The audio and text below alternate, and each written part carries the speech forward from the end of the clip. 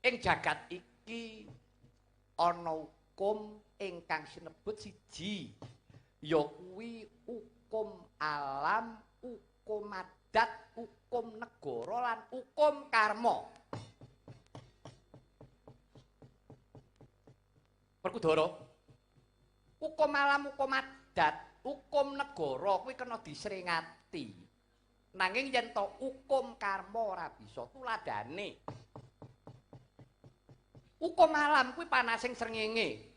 Srengenge kuwi duwe daya panas, kabeh umat kabeh menungsa padha ngakoni yen to srengenge kuwi dayane panas. Nanging panasing srengenge kena dialing-alingi. Kowe nganggo kekudung, kowe nganggo caping, nganggo payung, wis ora krasa panas.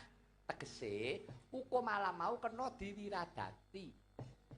Sumono uga hukum adat. Desa mawa cara, negara mawa tata. Upamane ana salah sawijining papan ngenengake upacara adat, maka kudu nganggo ingkung kebo. Tuku kebo kuwi regane larang, bisa dijoli. Nganggo tuntut kembange gedang disikili papat, etok-etok dituki sungu, kuwi muni kebo.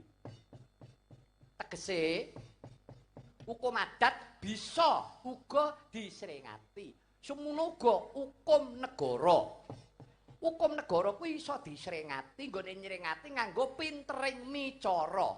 Upamane kowe kena dakwan, mongko kudu nampa pidana nampa paukuman. Yen kowe pinter nggonmu micara, pinter nggonmu mangsuli, bisa luput saka pidana. Apa meneh yen kowe duwe dhuwit akeh.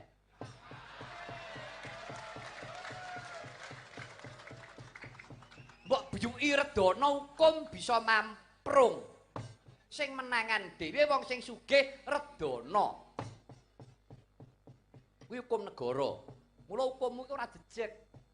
Yen hukummu kuwi ora jejeg aja ngarep-arep adil bakal jedul, ora metu, ora bakal lahir. Sebab apa? Hukume ora cetha, hukume ora jejeg. Nah, saiki hukum karma. Kuwi hukuming tumindak.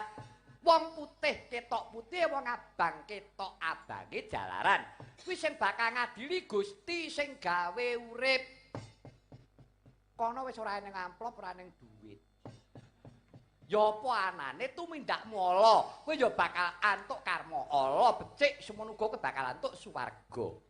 Lah, eneng kono kuwi ya kang kena denarani pengadilan suci. Lah mongko iki perang suci ngunduh woing penggawe, ngunduh woing pakarti, utang wirang nyaur wirang, utang pati nyaur pati,